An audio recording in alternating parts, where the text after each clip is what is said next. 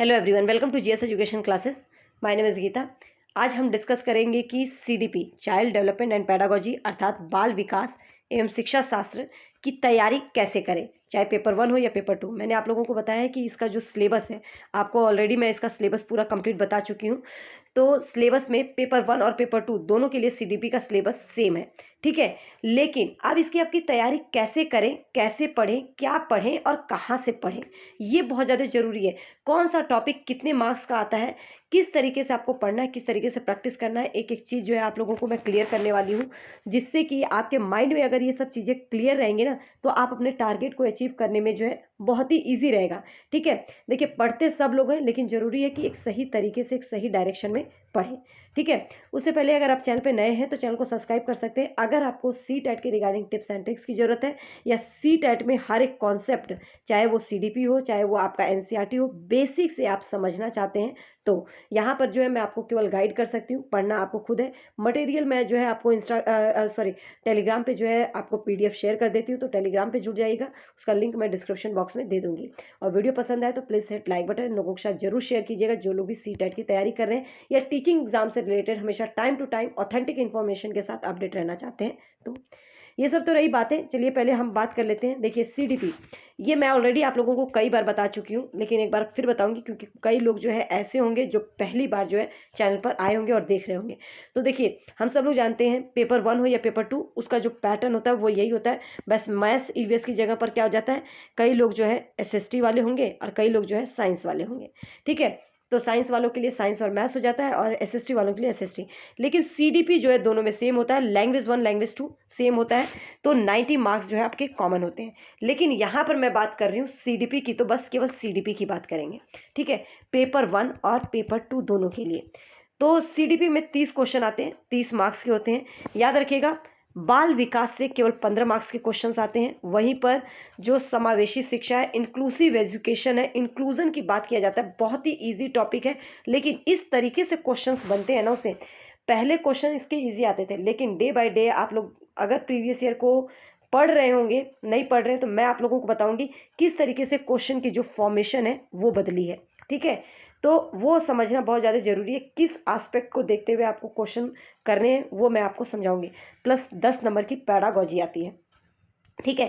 तो ये आप लोगों का सीडीपी का जो है पैटर्न रहता है, तो इसको आपको समझना बहुत ज़्यादा जरूरी है कि 30 मार्क्स में आपका जो है 30 मार्क्स में आपका 15 मार्क्स का जो है बाल विकास से आता है, 5 मार्क्स इंक्लूसिव एजुकेशन, और जो है 10 मार्क्स जो है आपका पैडागॉजी से आता है, ठीक है। सीडीपी की केवल बात करेंगे। अब यहाँ पे मैं आप लोगों को बता देती हूँ किस टॉपिक से कितने मार्क्स के क्वेश्चंस बनते हैं और इनको पढ़ना कैसे है। देखिए, पहला जो चैप्टर है बाल विकास की अवधारणा, इसका अधिगम से संबंध, ठीक है। बाल विकास मतलब कि वृद्धि एवं जो आपका वृद्धि और विकास है, इसको लेकर क्वेश्चंस बनते हैं, जो कि मैंने आपको बहुत ही अच्छे से ये जो है टॉपिक करवाया हुआ है कि किस तरीके से वृद्धि और विकास में अंतर क्या है, इसकी अवस्थाएं क्या है। अधिगम से संबंध का कहने का मतलब है जो इसकी अवस्थाएं आपने पढ़ा ना, तो वो ही आपका अधिगम से मतलब किस अवस्था में बच्चा जो है कैसा होता है, उसको ध्यान में रखते हुए जो है टीचिंग की जाती है। मतलब कि टीचर जो उसको ध्यान में रखते हुए उसी के अकॉर्डिंग जो है पढ़ाता है। बाल विकास के सिद्धांत, बाल विकास का सिद्धांत ये भी मैंने आप लोगों को चैप्टर 2 करवा दिया है, ठीक है। तो इससे भी 1 नंबर का क्वेश्चन बनता है, इससे भी 1 नंबर का क्वेश्चन आता ही आता है। अब यहाँ पे जो है ये दोनों टॉपिक मैं करवा चुकी हूँ, और तीसरा टॉपिक आपका बहुत जल्द होगा। तो यहाँ पे जो है आपकी जो क्लासेस है मैंने स्टार्ट कर दी है, पूरा टॉपिक वाइज जो है ये पूरा फ्री ऑफ कॉस्ट क्लासेस हैं। आपको यहाँ पे सिर्फ और सिर्फ थोड़ा सा जो है 15-20 मिनट देकर अपने कॉन्सेप्ट को जो है क्लियर करना है। कॉन्सेप्ट क्लियर हो जाएगा तो PYQ जब करेंगे ना, लगाएंगे, मैं खुद भी करवाऊंगी, तो आपको खुद समझ में आएगा कि आप कितना ईजिली कर पा रहे होंगे। लेकिन उससे जरूरी है पहले कि कॉन्सेप्ट क्लियर हो, ठीक है। चौथा जो है समाजीकरण की प्रक्रिया, मतलब कि समाजीकरण में कौन महत्वपूर्ण योगदान निभाता है, क्योंकि बच्चे के आसपास की जो दुनिया और बच्चा, जैसे कि शिक्षक है, उसके माता पिता, साथी, इसमें प्राथमिक और गौण जो है पूछ लिया जाता है किसका रोल महत्वपूर्ण होता है, तो समाजीकरण की प्रक्रिया आ जाती है। इससे भी एक क्वेश्चन कंफर्म है। पियाजे, कोहलगर, वाइगोस्की, ये बहुत ही इंपॉर्टेंट टॉपिक है, और इससे भी आपका जो पियाजे से 2 मार्क्स का क्वेश्चन, कई बार जो है 3 मार्क्स के क्वेश्चंस पूछे जाते हैं। कोहलबर्ग से 1 नंबर का आता है, वाइगोस्की से 2 नंबर के क्वेश्चंस आते ही आते हैं। बाल केंद्रित शिक्षा प्रगतिशील शिक्षा से भी बहुत ही इजी टॉपिक है, और बाल केंद्रित शिक्षा प्रगतिशील शिक्षा बहुत ही इंपॉर्टेंट टॉपिक है सीटेट का, सीडीपी का, क्योंकि इसी पर जो है पूरी आपकी पैडागॉजी है। ठीक है, पूरी पैडागॉजी की अगर बात करूं तो child centred education, progressive education, अगर आपको समझ में आ जाएगा तो आप जो है पैडागॉजी को बहुत हद तक जो है सही कर पाएंगे। ठीक है, क्योंकि बच्चे को केंद्र में रखने की बात करता है, बच्चा एक बहुत ही महत्वपूर्ण भूमिका निभाता है, तो बच्चे को केंद्र में रखकर कैसे आपको टीचिंग करना है, कैसे पढ़ाना है, किस तरीके के मेथड यूज़ करना है, ये सब जो है आपका पैडागॉजी में पूछा जाता है।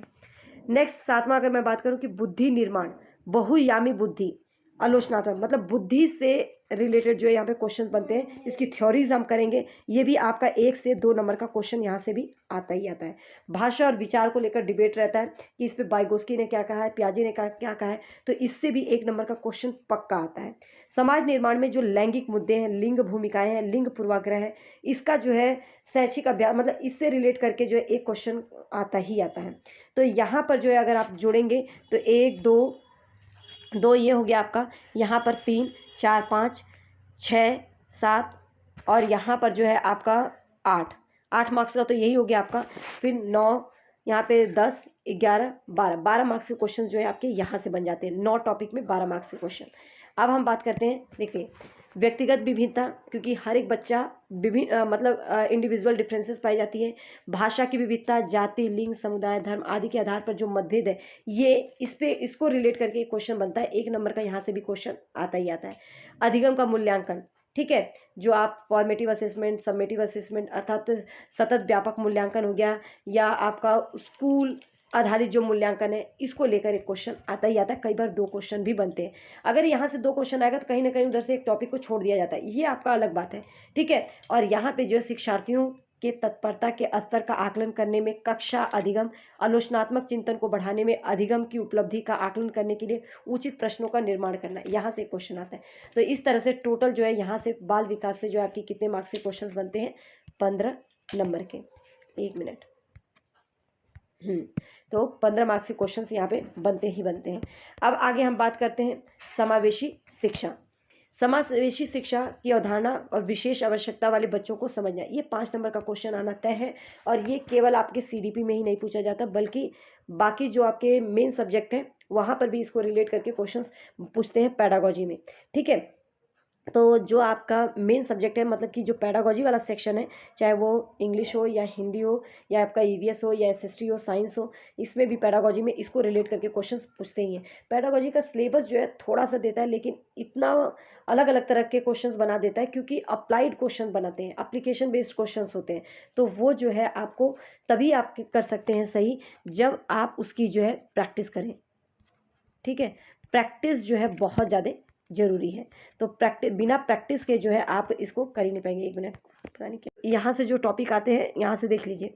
वैसे मैं आप लोगों को करवा दूंगी, लेकिन ये वंचित और वंचित सहित विविध पृष्ठभूमि के शिक्षार्थियों को संबोधित करके, कि उन बच्चों को किस तरीके से जो है स्कूल में सम्मिलित करते हैं, तो किस तरीके से टीचर का एक रवैया होना चाहिए, किस तरीके से उन्हें पढ़ाना चाहिए कि वो कुंठित महसूस ना करें, किस तरह से उनका समावेशन किया जाना चाहिए, पॉजिटिव वे में इसको पढ़ना है। सीखने की कठिनाइयाँ जो होती हैं, सीखने की कठिनाइयाँ वाले जो बच्चों की विशेष ज़रूरतों वाली बच्चे जो होते हैं, उनको कैसे पूरा किया जाए, उस पर क्वेश्चन आता है। प्रतिभाशाली, रचनात्मक, विशेष रूप से विकलांग जो शिक्षार्थी होते हैं, उसको संबोधित करके किस तरीके से पढ़ाना है, इसको पॉजिटिव वे में रख के जो है अगर आप इनके क्वेश्चंस को करेंगे तो आपके क्वेश्चंस ये गलत नहीं होंगे। 5 नंबर कहीं नहीं जाते। ठीक है, तो यहाँ पे क्वेश्चंस आ जाता है। अब यहाँ पे पैडागॉजी जो है 10 नंबर की आ जाती है। बच्चे कैसे सोचते हैं, सीखते हैं, बच्चे कैसे और क्यों स्कूल में प्रदर्शन में सफलता प्राप्त करने में असफल होते हैं, अगर असफल होते हैं तो किसका महत्वपूर्ण योगदान होता है। ठीक है, बच्चे की गलती कभी भी नहीं देना है। शिक्षण और सीखने की बुनियादी प्रक्रियाएं कौन सी हैं, मतलब शिक्षण जब पढ़ा रहे हैं और सीखने की, बच्चे के लर्निंग में कौन कौन सी बुनियादी प्रक्रियाएं हैं, बच्चों को सीखने की जो रणनीतियां हैं, और एक सामाजिक गतिविधि के रूप में, एक एक्टिविटी के रूप में उनको सीखना सिखाने का सामाजिक संदर्भ के रूप में जो है इसको समझाना है। ठीक है, समस्या समाधान, मतलब कि जो समस्या समाधान विधि है, वैज्ञानिक अन्वेषक के रूप में जो है बच्चा को जाना जाता है। तो इससे जो है रिलेट करके क्वेश्चन पूछा जाता है और इसको जो है पॉजिटिव वे में वैज्ञानिक अन्वेषक के रूप में कहने का मतलब है ऐसा कुछ ऑप्शन दिखता है तो वही ऑप्शन हमारा सही होता है, क्योंकि बच्चा जो है हमेशा एक खोजकर्ता के रूप में देखता है चीज़ों को, एक नन्हा वैज्ञानिक, इसीलिए जीन पियाजे ने उन्हें कहा है। तो ये इससे रिलेटेड क्वेश्चन आता है बच्चों में सीखने की वैकल्पिक अवधारणाएं। ठीक है, मतलब बच्चों में सीखने की कौन कौन सी और भी चीज़ें हो सकती हैं, कौन कौन से विकल्प हो सकते हैं। बच्चों की त्रुटियों को सीखने की प्रक्रिया में महत्वपूर्ण कदमों के रूप में समझना, मतलब बच्चा अगर गलती कर रहा है तो उसको ये नहीं कि गलती कर रहा है तो वो नालायक है, नहीं, उसको एक महत्वपूर्ण कदम के रूप में समझें कि बच्चा कुछ कर रहा है इसीलिए गलती कर रहा है। तो इस तरह से आता है संज्ञान एवं संवेग से प्रेरणा एवं सीखना, मतलब अभिप्रेरणा से रिलेट करके और इससे बहुत इजी क्वेश्चंस आते हैं। सीखने में योगदान देने वाले कारक व्यक्तिगत पर्यावरणीय कारक किस तरह से महत्वपूर्ण भूमिका निभाते हैं, तो यहाँ से क्वेश्चंस आता है और ये सभी जो है मैं आप लोगों को करवाने वाली हूँ। तो ये आप जो है बस बने रहिए और आपको बहुत ही बेहतर तरीके से जो है करवाया जाएगा, जिससे कि आपके क्वेश्चंस गलत ना हो। प्रैक्टिस जब मैं करवाऊंगी तो आप खुद अपने आप को चेक कर पाएंगे कि आप किस लेवल पे, लेकिन ज़रूरी है कि अभी से जो है आपको जो क्लासेस हो रही है उनको लें। तो उम्मीद करती हूँ ये वीडियो आप लोगों के लिए इन्फॉर्मेटिव होगी। अब जो है आप तैयारी करने में आपको एक जो है दिशा मिल गई होगी, एक डायरेक्शन मिल गया होगा। अब जो है आप सही से कर सकते हैं। तो आप बताइएगा आपको चीज़ें क्लियर हुई या नहीं। आपको अगर कोई इसके अलावा डाउट है तो आप जो है ज़रूर कमेंट कीजिएगा, मैं ज़रूर जो है उसका सॉल्यूशन दूंगी। उम्मीद करती हूँ वीडियो आप लोगों के लिए इन्फॉर्मेटिव होगी। Thanks for watching, all the best.